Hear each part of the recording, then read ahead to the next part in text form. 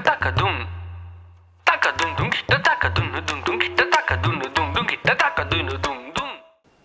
Hello, मैं हूं नम्रता बुंदेला और आप देख रहे हैं एमपी न्यूज टीवी। और बात करें चुनावी बुखारों की, क्योंकि चुनाव का मौसम अब चढ़ चुका है, क्योंकि कोरोना काल भी चल रहा है और इन दोनों बुखार से हर किसी को डर लगता है। लेकिन इस बुखार की बात करें तो ये सिर्फ कोरोना का बुखार ही नहीं, क्योंकि अब चुनाव का मौसम भी आ गया है कोरोना के साथ साथ, तो चुनावी बुखार भी हर किसी पर चढ़ा हुआ नजर आ रहा है। चाहे वो आम जनता की हम बात करें या फिर नेता नगरी की हम बात करें, और नेताओं पर तो इन दिनों इस बुखार का असर कुछ ज्यादा ही नजर आ रहा है, क्योंकि इस बार मध्य प्रदेश की सियासत का जो नजारा है वो काफी कुछ बदल चुका है। भाजपा कांग्रेस में आ गई है, कांग्रेस भाजपा में शामिल हो गया है, तो इस बार पूरा मिक्सचर हो गई है ये राजनीति का नजारा। क्यों अदिति, आप क्या कहेंगी? क्योंकि इस बार जो मध्य प्रदेश की सियासत है वो काफी मिक्सचर नजर आ रही है। कांग्रेस भाजपा में, भाजपा कांग्रेस में इस बार जनता को कुछ समझ ही नहीं आ रहा है कि आखिर नेता पर विश्वास करें, पार्टी पर विश्वास करें, इस नेता को वोट दे तो कहीं ऐसा ना हो कि ये नेता अगली बार दूसरी पार्टी में शामिल हो जाए।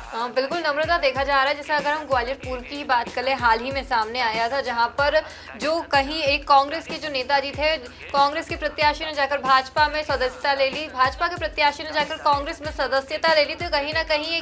एक दूसरे पर आरोप प्रत्यारोप भी नहीं लगा पा रही है कांग्रेस और भाजपा, क्योंकि दोनों का जो एक पाप बोल सकते हैं, दोनों ने जो आरोप किया है वो दोनों का सेम ही है। एक कांग्रेस जाकर भाजपा में शामिल हो रही है या फिर भाजपा जाकर कांग्रेस में शामिल हो रही है। अब ये देखना तो काफी लाजमी होगा नम्रता उपचुनाव में कि आखिर जनता अब किस पर विश्वास करके आगे वोट देती है। बिल्कुल, विश्वास करना बेहद मुश्किल है, क्योंकि जनता को लगता है ऐसा ना हो कि इस बार इसको वोट दिया बीजेपी में समझकर, क्योंकि ये नेता बीजेपी में है, तो नेता का चेहरा देखकर उसे वोट दे दिया या पार्टी देखकर वोट दे दिया, तो पता चले जब अगली बार विधानसभा चुनाव आए, तो चुनाव का समय आए, तो ये नेताजी इस किनारे खड़े हैं जो वो उस किनारे खड़े नजर आए। कुछ ऐसा ही नजारा क्योंकि इस वक्त राजनीति में चल ही रहा है, तो जनता को अब समझ ही नहीं आ रहा है कि आखिर वोट किस आधार पर दे, नेता के आधार पर दे या पार्टी के आधार पर दे। अब नम्रता, वोट देने की बात तो ठीक है, लेकिन आजकल तो जो लोभ लुभावन है, नेता जो लोभ दे रहे हैं जनता को, वो भी एक अलग ही तरीके से नजर आ रहा है। कांग्रेस जहां आरोप लगा रही है भाजपा के नेताओं पर, हम बिसाहू लाल की बात कर ले तो हाल ही में जो उनका एक वीडियो सामने आया था जिसमें वो महिलाओं और बच्चों को नोट बांटते हुए नजर आ रहे थे, तो ये तो काफी दिलचस्प रहा, क्योंकि नेताजी तो अब अपनी खुद सफाई में ये कह रहे हैं कि ये वीडियो काफी पुराना है, लेकिन वहीं कांग्रेस का कहना है कि नेताजी लोगों को लोभ दे रहे हैं, लुभावने दे रहे हैं, साड़ियां बांट रहे हैं ताकि जनता उन्हें वोट दे। क्या लगता है नम्रता, क्या आज की राजनीति इस पर आ गई है कि जनता को रिझाना पड़ रहा है पैसे देकर, साड़ियां देकर? जी बिल्कुल, ये कोई नई बात नहीं है। जब भी चुनाव करीब आते हैं तो ये नजारे आम हो चलते हैं। वो तो बात है सिर्फ पकड़े जाने की, यानी कि जो पकड़ा गया उसी को बस चोर माना जाता है, या और जो नहीं पकड़ा गया वो तो भाई बिल्कुल पूरी तरह से ईमानदार ही होता है। यानी कि वो कहते हैं ना कि जो दिखता है वही बिकता है, उसी में का हाल होता है राजनीति का। जी नम्रता, अब अगर हम बात कर ले कमलनाथ की, तो हाल ही में जैसे हम बात करें, जब कमलनाथ जी पहुंचे अनूपपुर तो वहां पर तो जनता ने उनका विरोध ही कर दिया। अब ये बोले कि जनता ने आखिर कांग्रेस का विरोध किया है या फिर कमलनाथ जी का, ये सोचना काफी लाजमी और काफी दिलचस्प भी है, क्योंकि जिस प्रकार से कमलनाथ जी को काले झंडे दिखाए गए, उन पर पथराव किया गया, काफी दिलचस्प था। तो वहीं अब कांग्रेस और भाजपा का एक दूसरे पर आरोप प्रत्यारोप का दौर भी शुरू हो चुका है, जहां कांग्रेस कह रही है कि भाजपा की तो नीति ही ऐसी है, उसका तो स्वभाव ही ऐसा है कि कमलनाथ जी या फिर कांग्रेस पर पथराव किया जाए, हमला किया जाए। तो वही भाजपा कह रही है कि हमारी नीति नहीं है, हम तो भैया अहिंसावादी है और हम अहिंसा के रास्ते पर चलते हैं। भाजपा और कांग्रेस का ये जो चुनावी बुखार और ये जो नोक झोंक सामने आ रही है, ये आगे देखने में और भी ज्यादा दिलचस्प होने वाली है। अब देखना होगा कि आगे क्या होता है, जहां भाजपा तो बोल रही है कि हम लोगों का जो स्वभाव है, हमारा स्वभाव काफी अहिंसावादी है, तो वहीं कांग्रेस का एक अलग ही रुख नजर आ रहा है आरोप लगाने का भाजपा पर। हाँ, कमलनाथ के नाम से मुझे एक बात और याद आई है कि शिवराज को लेकर कमलनाथ ने जो कुछ जेब में